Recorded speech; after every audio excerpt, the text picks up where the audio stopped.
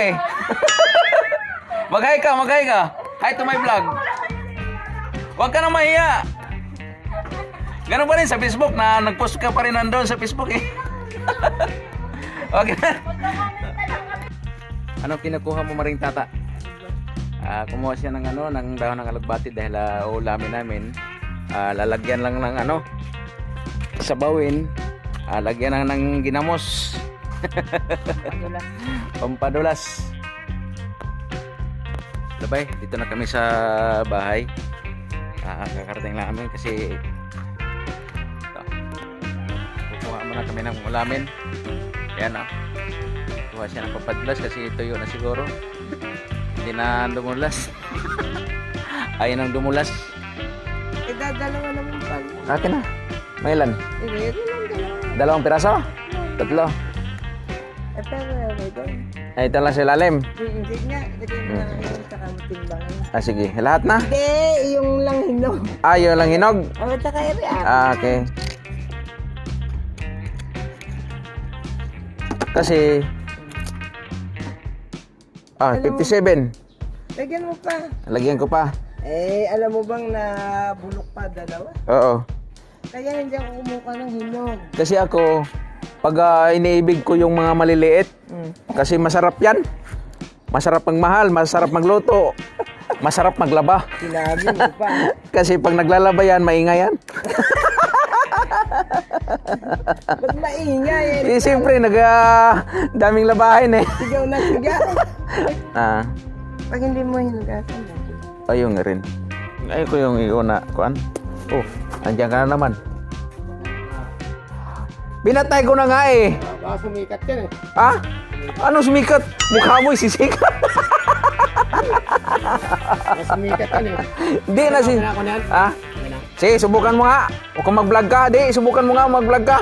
Huwag mo nang ilagay dyan. 30 yan eh. Batiin ko lang pira mo eh. Uy! Akala ko magsalita ka. Ayaw ko na lang. Matinga ako ba? Mga customer ako mabuntis. Buntis siya. Dahawti yan. Lagi. 50 na siya. Pero pag humanog panganak nga, di naman umamalit og saging. Para siguro na sa mga bata ilawom, no?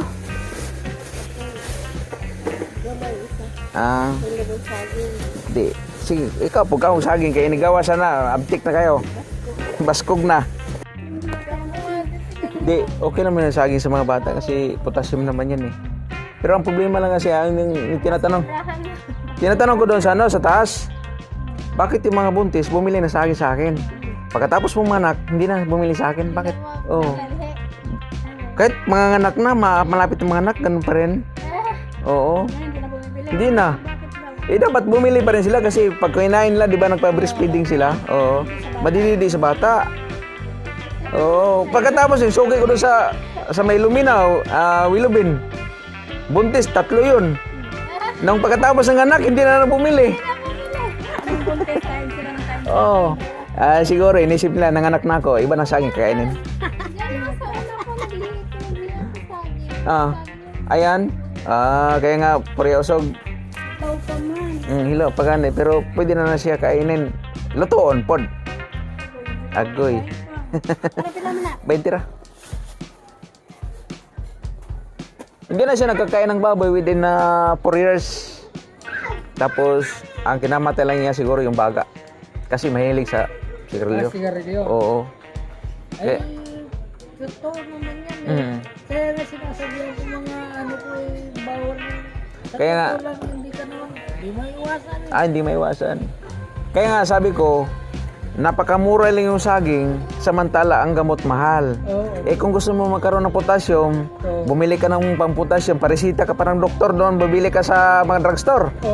Samantala saging, maliit yung potassium niyan, araw-araw mo kinakain, naipon sa katawan mo, nagkikilos tayo, di parami na yon. Di ba? Oo. Halimbawa, piso lang yung potassium. Sa loob ng isang buwan, 30 pesos na yung potassium. Tiga.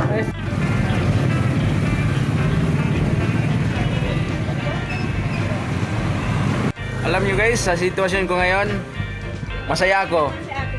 Masaya ako dahil ang iba dito naglalako ako, ang iba dito nananghalian ako naglalako pa lang. Naglalako pa lang. Sino na lang ano? Ito. Shout out sa iyo, te. Hello po. Nakita ko siya, ate. Parang malabo ah. Ayan. Madilim, no? Okay lang yun. Against the light. Sige lang. Pag against the light, against talaga yan. Against sa lahat. Salamat. Thank you. Thank you.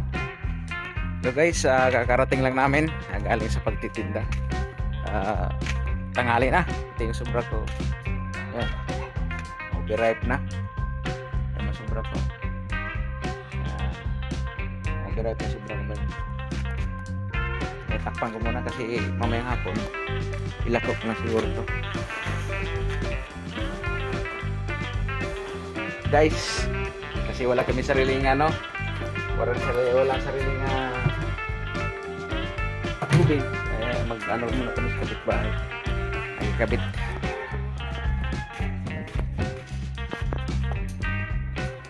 Hello, kumusta? Nabuhay ka na, no?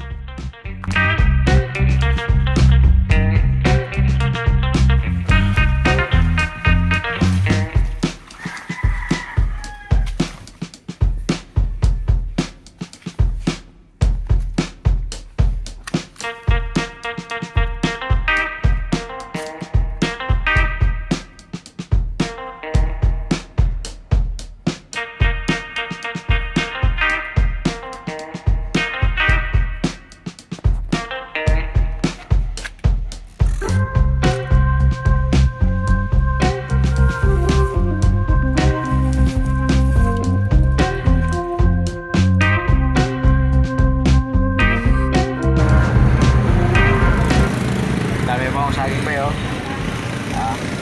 Gabi na. Marami pa akong buwan. Maninda. Gabi na.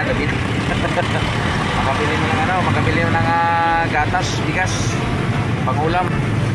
Naglako ako kanina pa sa mga pabahay. Sa isang pabahay pala. Naglako ako doon. Madilim na, takot ako doon.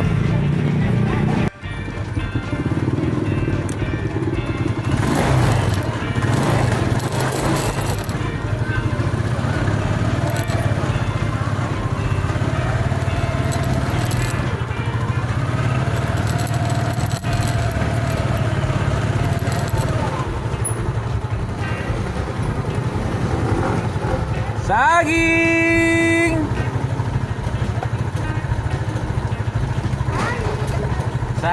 Saging!